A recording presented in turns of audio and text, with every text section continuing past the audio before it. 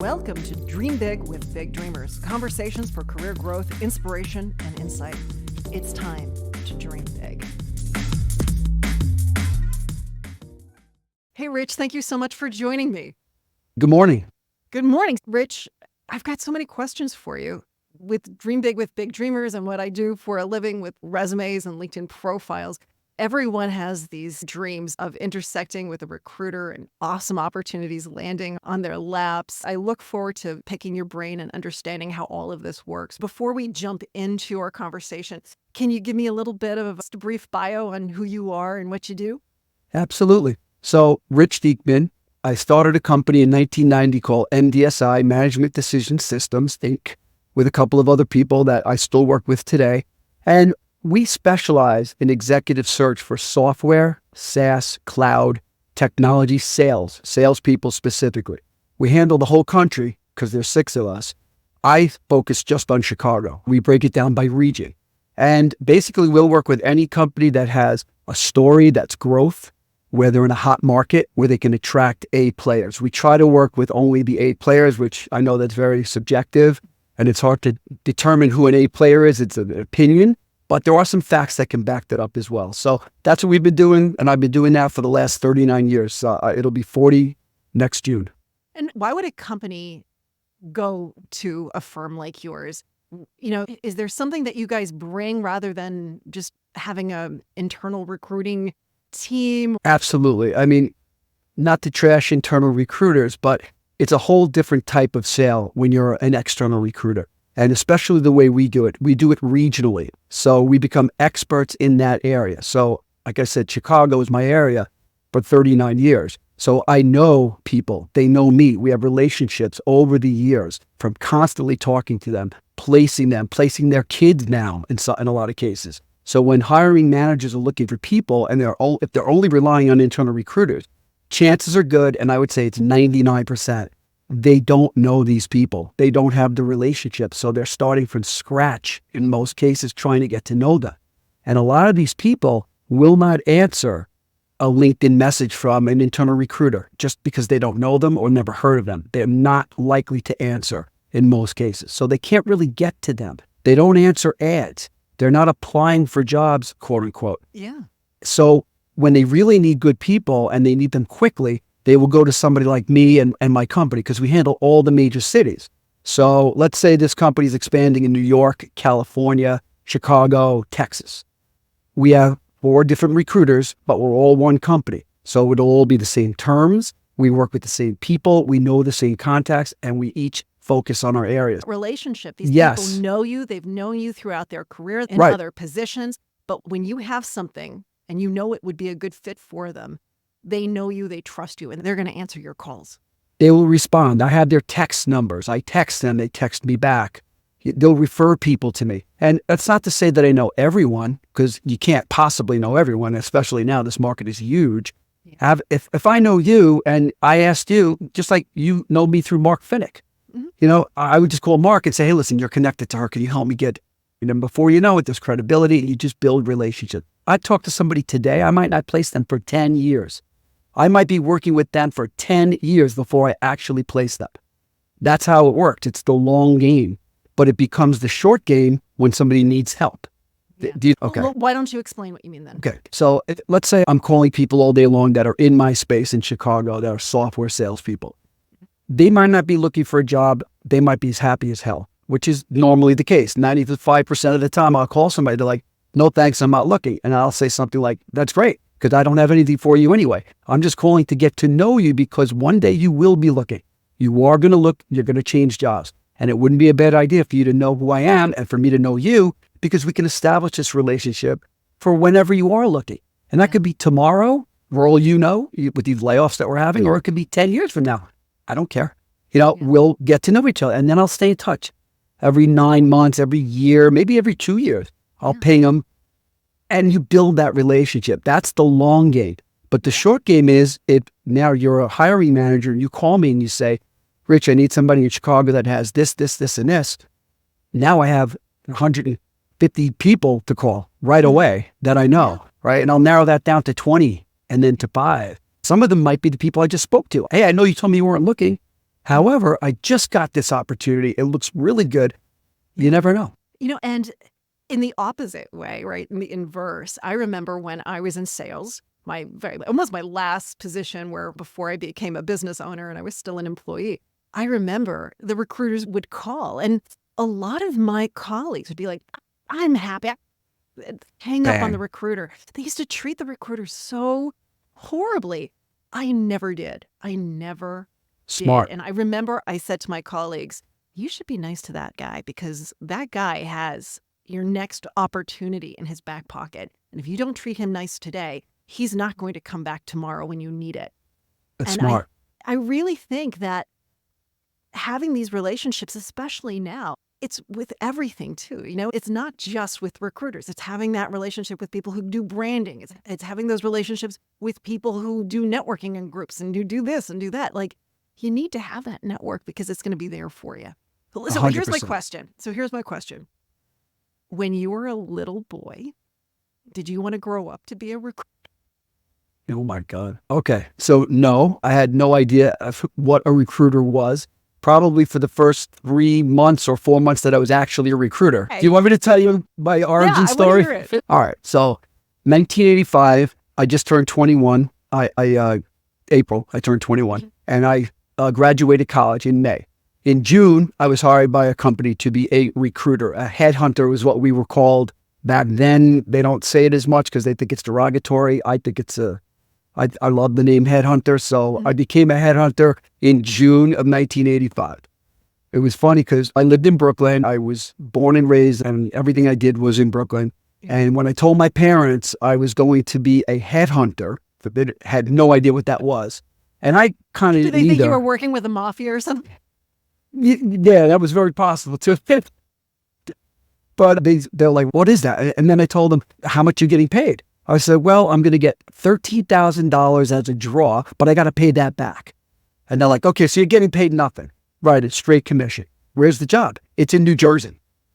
You're going to drive every day with that jalopy car you have? Yeah, I'm going to drive every day. So they thought I was crazy. All my friends are like, what is that? And I was lucky enough that I had offers from actual hardware companies back in those days. It was like Harris Lanier and Burroughs and Sperry. Nobody knows who these companies are. They're all gone now, but they were like the technology companies. The interviews I had with the recruiting people, they were all young. Like I was 21. They were 22, 24, 25. They were driving Porsches. Some of them already owned houses. 2 of them lived in my neighborhood in Canarsie, Brooklyn, which I didn't know them when I was growing up at all. They just happened to live there. They were older than me. And I was like, I don't know what it is about this, but I got to do this. I want to do this. I was drawn to it. Yeah. And luckily, it turned out to be awesome. I mean, back in those days, 1985, all we had was a phone. There was no computer, no cell phones at all. No applicant tracking systems, no voicemail, no CRMs. No, nothing at all. Not yet. No, 1985. I mean, they might have been invented, but the company I worked for did not have one. Their philosophy was, you get on the phone with people, you establish trust and credibility, and when you pitch a candidate, we called it pitching a candidate to a hiring manager, you just told them all about the candidate based on your interview with the candidate. You wrote everything down. You didn't get his resume. You told them everything. And if they said, send me a resume, you say, well, you just wrote down everything that he did. Do you not trust me? Do you not believe me? Why do I need to send a resume? He will bring one with him on the interview. And I can tell you that worked 90% of the time. People would bring their resume. Then the candidate would mail a resume to us at some point. Right. Every now and then we would FedEx. It was a big deal to FedEx something. And then after a while they got the fax machine, but they put rules in. You can't just fax resumes. The only time you fax resumes is if you have no choice. If the hiring manager will not see your people without it. So they taught us the hard knocks way. You don't just get lazy. You got to establish interest first. Yeah. But anyway, it was we had aliases. We didn't use our real names. No, nobody had a real name. Everybody had aliases. Yep. We had fake phone numbers. We had numbers. So I handled Chicago. We had 312 area code phone numbers that we would leave and they would call it, not knowing we were headhunters, and it would get to us. Because it was very stealth. If you think about it, there was no voicemail. Oracle as a company, one of my original clients, and I was looking to get one of their sales reps to call me back. I would get a receptionist. She would say, I'd say, John Smith. And she'd go, who's calling? And I would say, an alias. They would know my name. And then that candidate would be expose that you're talking to a recruiter, or you put them on the spot. So you had to have an alias with a fake number. It was insane. That's how the business worked. And then everything started changing. Voicemail, computers, email, That's I know. I love that origin story. And in a way, it sort of makes me think of something that I think a lot of people don't recognize. And that is recruiting is sales, isn't it? No, it's exactly sales. Many Selling people think, to oh, people. well, yeah, I mean, you're still building the business. I mean, you're still bringing a lot of value to that organization. You're just dealing with the product or service is now just is that person. It's the talent, right? Correct. So you're selling people to go to work for certain companies, but you're also selling companies to hire those certain people. Yeah. We have the only product, well, probably not the only, but our product can say no. If you sold a computer and the buyer said yes, the computer can't say no. You sell the computer, it's gone. When I'm selling a person, the person can say, no, I don't want the job. Or the company can say, no, I don't want the person. So we have to double sell. So it's totally sales. Yeah, And it's it's a building constant value for balance. sure. So let's talk about, where do you find most of your candidates? Do you have this encyclopedic knowledge? I know that you do. Are you using LinkedIn? Do you have your own database? Where do you go first when you have a company's like, we need this candidate? Right. Okay. The first thing I do is I go to the people that I already know in my head, but also on my desktop. So there will be active candidates that I'm working with now that I know are looking, and I have them I have files on everybody. So it's not like I have to remember every single name of every single person. Sometimes it just comes to mind that way. Like, obviously this is the guy for the job, but a lot of times it is, all right, let me look and see who I'm working with actively. When I go through that, and if that's not what we need, then I will go right to LinkedIn and I will do the search.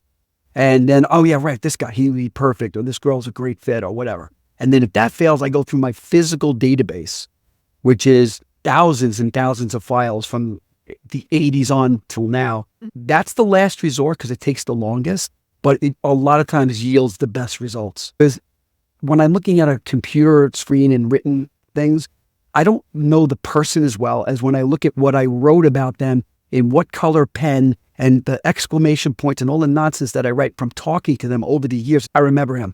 I can almost tell you everything about the person once I see the file. That's just how I operate from habit. What I love about that is also it sort of lets people realize that it's more than just the experiences. There's this personality, human soul component to it. So like, let's say you're looking at a LinkedIn profile. Are there certain things that jump out at you, certain things that you're looking for when you are doing it in the more of the, let's check out the LinkedIn database piece? Yes. So a lot of things. I look for the photo, and I know that you're not supposed to care about that, but I do look at the photo. If I notice that it's not updated, like if I see somebody that I know how old they are, because I know how old I am, and I see a photo from when they were in, college, it's like, come on, or somebody sitting at the beach or something. Like, you kind of look at it, so it's your first impression a lot of times. Yeah. Right? So I will look at that. It also, I think, it's the easiest measure of professionalism. Right. Isn't it? It's your advertisement. I don't care if they're young or they're old or what race or, to me, it's, did you find a nice picture of yourself? Do you look clean? Do you look friendly? You take care of yourself. Yeah. Did you pass? It's such an easy, visible test to pass or fail. Yeah. And it doesn't take much to pass it. And yet, so many people. I know. I struggled with that for a long time too. I was constantly not sure what photo to put up. And even now, my photo doesn't have me wearing a collared shirt. But I figured I change it so often that, I'm not always wearing a collared shirt, and that's how I am. But I don't think the collared shirt, you're not looking for a suit. No, you're just looking, does the person look well adjusted? Yeah. Right? And is it current enough that it's been in this decade or in the last 5 or 6 years based on their experience? And just, and somebody I know, like people that I know that that's their photo from 100 years ago. But I don't care because I know them, so it's different. But when you're just getting to know people, the first impression, and that's a really important thing. And then the LinkedIn profile, how did they set it up? Did they get how it works? even in the slightest way. Like I'll have a lot of people that they'll have their job that they're at currently. And then right below it, they'll have like some volunteer work that they did, some board that they sit on, some thing that they're involved with all the dates kind of working in conjunction with you. It's confusing. And then I have to really read deeper. And I'm like, if I'm a hiring manager and I see that, it's too confusing, I'm skipping you. I'm going to the next person. And that's the person that when I get them on the phone, I'll say, look, you got to fix that because I almost didn't call you, and I'm glad I did because you're really good and you're wasting that. People are skipping you. Trust me. And let them, that's not what I do, but that part is easy enough to see. I could tell them that. And then I look for the companies they work for. Are they compatible with what I'm looking for, the background, and then the track record. If they don't put like any numbers or accomplishments, because I play salespeople and salespeople, it's all about accomplishments. If I don't see any of that, I might not take the time to find out. I might not call them and say, hey, you look good, but I can't tell you numbers. If they don't have them on there, a lot of times I skip it. So they should put that on there. As a salesperson, the one thing you have is your book of business, right? That's right. And that's something I think that is worth noting. Like, I work in this industry. These are my clients. These are the people that I know. This is where my network extends to. I really do what I say I do. I have the numbers. I can close. I can prospect. And that's the biggest selling point. I think That's true. I said to someone just recently, it was a sales guy. He came to me. He needed help with his resume. And I said to him, the real big issue here with your resume isn't the format. It's the fact that you don't have your numbers. If you had your numbers and you had really great numbers, you could write your resume on a rainbow colored sheet of paper in crayon. Right. And you'd get high, and you could fax it. You're You'd right. have the right. You're right. If you have the right numbers, not everybody does. Like, we're expecting everybody to be A players and 150% of quota every year. But most people aren't. They're normal. They'll have missed a year here, and that's okay too. Don't leave it blank and hope that somebody calls you. That's how I look at it. Well, I love how you look at it realistically, because there's going to be good years and there's going to be bad years, just like there is with the market. Right. And no one's expecting you to be 100% all the time. But at the same time, I think to be able to tell your story and to show that you align and to show what you've done, that's what people are looking for. That's what you need. Absolutely. And that's really all I look at. Those two things, really. How does it line up and what are your numbers besides the photo? But that's the first thing you see, right, is the photo. So you kind of go down from there. So let's say you found someone. Do you then say, hey, could you send me your resume? And then what do you think of at that point? Well, it depends. So like if I'm seeing you for the first time on LinkedIn, we don't know each other, I might go and ask a connection that we're mutual to introduce me, but a lot of times I'll just go right to it and invite you to connect with me. If you accept that, then I will send another email just saying, message saying, hey, thanks for the connection. If you're open now, give me a call. We could talk. And if not now, let's talk later on. And if they respond with, good timing, whatever, then I will call, we'll make a call. We'll talk about what they're doing. And then I'll ask them for a resume. Mm-hmm. And then if the resume isn't matching the LinkedIn profile, I make sure that they go and fix the LinkedIn profile, because the second thing a client does is they look at the resume, but they look at the name, then they go to LinkedIn and then they match the two. And if they're not right, they don't talk to them. Yeah. Yeah. The jobs and stuff. Yeah. So what I was going to say is like what needs to match, because LinkedIn is public, right? And so you can't expect to see all of their clients and all their numbers. Right. But that's not something they're expecting a one-to-one. What you are expecting is the company name, the start date, the end date. That's what you want to see. You don't want to see, oh, wait, why is there an experience on LinkedIn that's not on the resume, or vice versa? Yeah, it's that trajectory that you're looking at. That's right. That's what I'm talking about. Because they do look at that. And if it doesn't match, how conscientious are they with their LinkedIn profile? People have two profiles because they started one years ago and didn't know what to do and forgot about it. So but it's still out there, and people find it. They're like, this guy looks terrible. I'm like, wait a minute, you're looking at the wrong profile. But that's, you got to fix that as a candidate. Yeah. You know what I mean? It is possible. Yeah, it's definitely. I have deleted plenty of profiles in my time. Right. But you're right. You're right. You don't want to see duplicate profiles. You want to make sure that you've got the right one, because that's a horrible thing. So let's say you do get the resume. It looks fabulous. Now what happens? Where do we go from there here?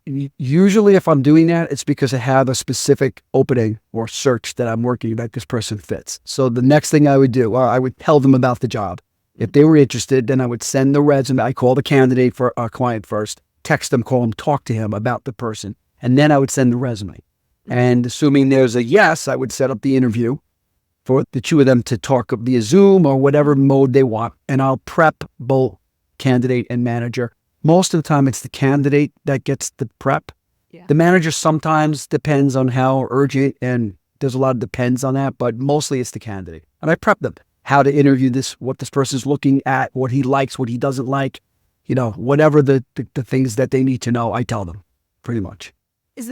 Are there any tips or techniques that you think people should know in terms of interviewing? Is there something that you see people do consistently wrong, or you often train a person on, like how does a person approach an interview? Yeah. I mean, it could be detailed. So I'll try to, the first thing I always tell them is do your homework, which I know sounds obvious. And they always say, oh, I'm doing my homework. And I say, well, don't just go on the website and read about the company. Do your homework on the person you're interviewing with. Look at his background, her background, where'd they go to school, what are their interests, whatever you can find from LinkedIn. Prepare, so there might be commonalities. Most importantly, you should be prepared on who you are. Don't just wing it on the interview. Think about what deals have I closed. Think of 2 or 3 stories where you went out and hunted a deal on your own. You're a net new hunter. You found it, you sold it. What were the problems that you faced? How'd you overcome them?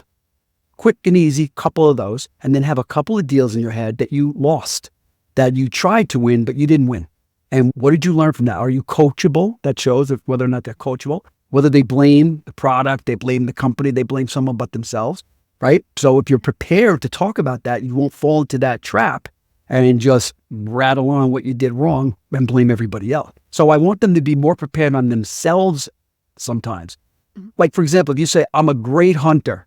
Okay, give me an example of what you hunted. And if you can't think of 1 or 2 or 3 companies that you cold called and hunted, then how's that proving that you're a hunter? You're going to lose credibility. Yes. And something that we've spoken about before, like the closing up for a salesperson is probably the most important thing at the end of an interview to get in somehow. A lot of the closing techniques they do there are different than what I would tell them to do. So like they would say something like, is there any reason why you wouldn't be interested in taking me to the next step? That's to them a close in a lot of cases.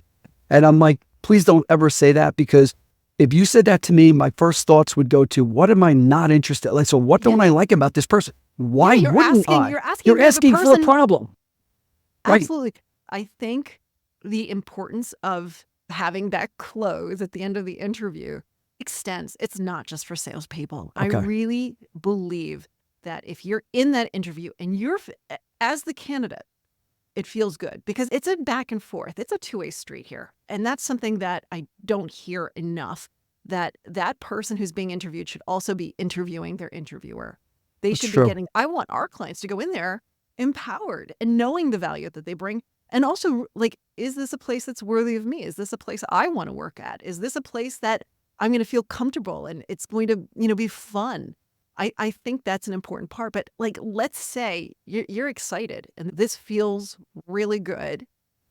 Then you have the close and this is for everyone. Like, let them know.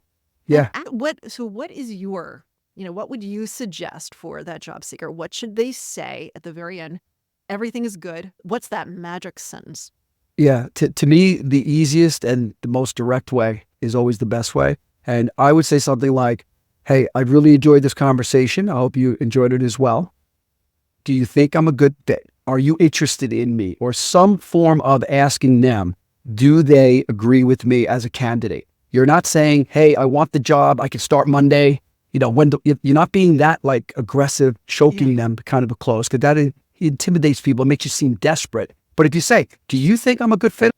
And let them talk. And if they say yes, you say, great. What's the next step and when can we take it? You follow that up with another question. If they say, well, I'm talking to a bunch of people. You're the second one I've spoken to. I want to think about it. That's a legitimate answer, all right? I mean, that's not a lie. That's probably true. But you didn't get yes. When you know someone's right, you say yes, 100%. We're going to set you up with the next step, right? So if you get that as an answer, you could then say, okay, I get that. That makes a lot of sense. Do you have any concerns? Is there anything that I didn't cover? Maybe I missed something. Because you know there's a concern. And if you don't ask that follow-up question, you're never getting another chance. When they hang up with you, they're going to tell me, yeah, he's nice. Oh, he's good. Put him on the side. Who else do you have? And you'll never get a chance. But if you say that and they say, well, you know, you don't have this, or this. Oh, you know what? Let me explain to you why I do have that. You have a chance to overcome the objection and close again. Yeah. Right? So And I love that. Yeah. And it does. It allows you to extend that conversation and maybe go down paths that you didn't even realize you weren't. And so it gives you another chance to say, wait, I really, let's talk a little bit more about that. I love that. I think it's a fabulous technique. It helps. It makes it easier to take the next step. It's easy to say because you're not really confronting them. You're not putting them terribly on the spot. Everybody wants someone who can communicate. Right. And That's true. This is a person who is open to communication. And I think they're not afraid of that, a little bit of confrontation. Just say, hey, tell me. Am I a good fit? Am I a good fit? You're P. Do you think I'm a good fit? I'm here for a reason. Right. I'm not saying hire me. I'm asking you, do you think I'm a good fit? Nobody should get offended by that. And then usually it's a positive next step. Doesn't mean they're going to hire them, but it does help with the close.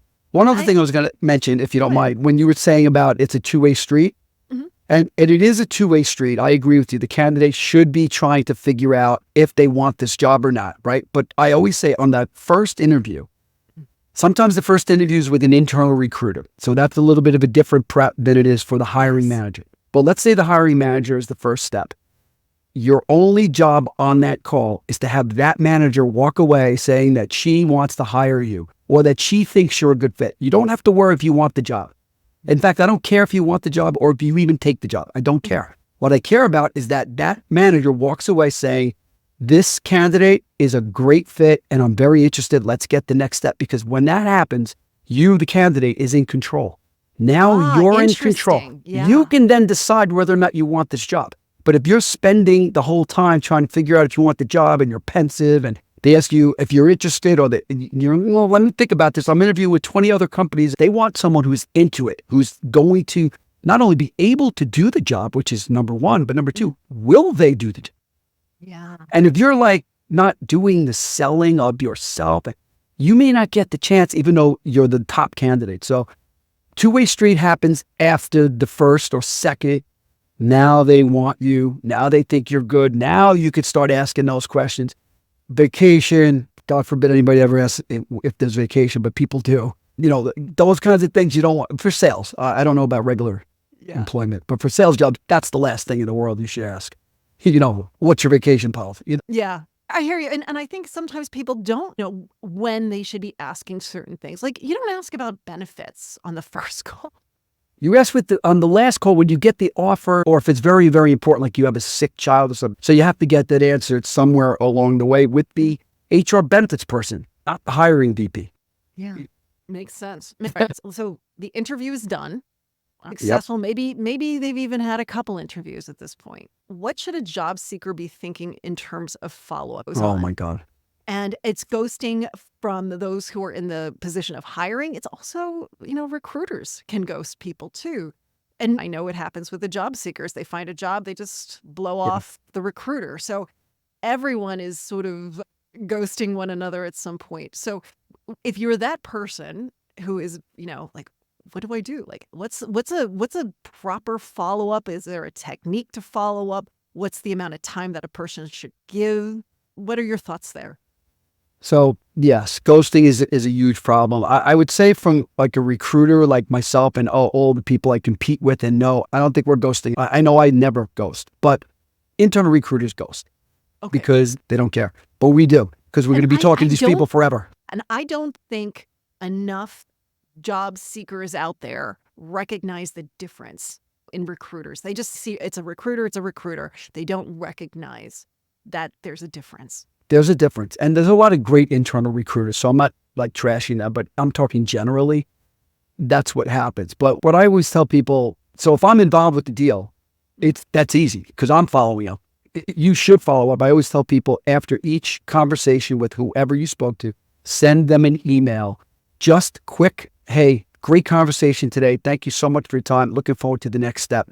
Bang. Send it to everyone you spoke to. Let's say you had a panel interview with 4 people on it. Send it to each one of them individually. Same kind of message. Tailor it a little bit. That's it. Right away send that, like whenever you get a chance. Then And was that a handwritten note? Was that an email? Email. LinkedIn message? What are you thinking? Email or LinkedIn message, but I prefer email because not everyone is as active on LinkedIn as a candidate looking for a job would be. So I would say email them at their company email, get their email from them. And a good way to avoid that, if you can, while you're on that interview, say to them, when should I expect to hear from you? When are we going to talk again, good or bad? If you're saying no, when are you going to tell me no? You try to nail them down because then you have a time frame. If they say, give me a week because we're going on QBR or whatever, so you wait a week. But while you're doing that, I'm also doing it my own way, and I'm not waiting a week. I'm probably texting them and calling them that day and trying to get the next step. Now, I'm not always successful. They like me too, so that's the best you can do. You just have to have a couple touch points to try to get them to respond. Is there typically like if you haven't heard from a person in 4 weeks, or Oh, is it just gosh. one of those things where that hiring cycle is such that you never know? No, good news travels fast. Bad news, not so much. The longer it takes for you to hear something, the more likely it is that it's not going to go down your way. There are exceptions. I just actually weirdly did a deal just like that. It took weeks and weeks and weeks, and it was weird as hell. I don't know what happened. But they came back and I didn't complain, and boom, they hired the guy and the guy didn't complain, so it's over. Usually when it's that far away, we just pull out. Everybody says, look, this isn't going anywhere. Let's stop. So yeah, right away, it's a gut feel. I'm not giving you a good definite time frame because I don't know. It's different every time. But you'll see there's a momentum stop. Things are going great. We love this guy. And all of a sudden it stops. Something's not happening. And I also think, especially if it's like a ghosting type of situation. Yeah, That tells you that's a terrible. lot about the organization and the individual at the helm. At least when you have a recruiter like me, even if they're ghosting me, we will come together as a group, me and the candidate, and say, nobody's hearing back. They're not even telling me. Let's just move on. Let's forget about them. Leave it out there. If they come back later, great. We'll talk about it, but let's go full speed ahead to something else. If you're on your own, it's very difficult to do that. I feel bad. I see a lot of these people on LinkedIn who have been out of work for 3 months, 4 months, 6 months, 7 months. And I don't know in their spaces if they have recruiters that they can work with. They probably do. But for whatever reason, they're not getting anybody to respond to them. And it's terrible. Somebody's got to say, sorry, at least I can't help you. Or sorry, you didn't get the job. Yeah, it's the right thing. They're human beings. They're just like we're all people. We don't want to have that happen to us. So I'm going to have one more question, though. We're going to call this quits because it just dawned on me. So a person, there's, a person out there, maybe they're displaced, maybe they're currently working, but they're thinking, they've listened to this and they're like, wait, I don't really have any recruiters that are in my network and I haven't really created that type of a relationship. Would you suggest that a person reach out to a recruiter on LinkedIn or via email? Is it normal to say, hey, here's my resume for your ATS? What could a person do to start that type of a relationship with recruiters? That's exactly right, what you just said. I mean, we're reaching out proactively to people, but if people haven't been reached out and they want to get in touch with a recruiter, absolutely. You could go on LinkedIn, search, who does what you do, like what's your background and stuff, and then reach out to them and just say something like, hey, I noticed you on LinkedIn and I'm in your space. If you want to get to know me, I want to send you my resume. I'm not looking for a job right now, or I am, or whatever. Just get a dialogue going and be in their database. Now, having said that, that does happen a lot. I get a lot of that outreach. And unfortunately, a lot of the people, they're not going to be placed. I can't place them. So because what we do is very boutique and unique, and we look for very specific things. So as broad as it sounds, it's very narrow. So they might be great candidates, but they won't fit what we do or what I happen to be looking for. And I might just not have anything for them, maybe ever. So, but I will say, yes, I'd love to have you. I don't have anything for you. I might not ever, but you never know. Maybe they get lucky or you get lucky. Yeah, I mean, positions are always opening. And you make a really good point. Sometimes it is like that bolt of lightning strike. Just because they're open right now doesn't mean that there's an open position right now. So there's a timing aspect to it. But at the same time, like you said, you want to create these relationships. You want to have these people in your network. You want to at least have those conversations. And I think that's a good thing. Yeah, 100%. Well, Rich, thank you so much for joining me. How can people reach out to you and anything else that you'd like to say? Thank you very much. This was awesome. And I do encourage anybody who's looking at their LinkedIn profile and not happy to give Donna a call, because she's absolutely the best at that. I found that out only after 3 times looking at her profile and reading her books. So you definitely could use her help. I'm telling you now. And they can reach me just by looking me up on LinkedIn, or my number, 732-957-9002. If anybody's still using the phone, I'm not sure. You're old school like I am. Yeah, I still do it. Makes me happy. You know what? There's a power there, and you get things done quick when you do it over the phone. If they pick up, it's quick. Yeah, you're right. Well, thank you so much. I Thank you. appreciate it. Okay.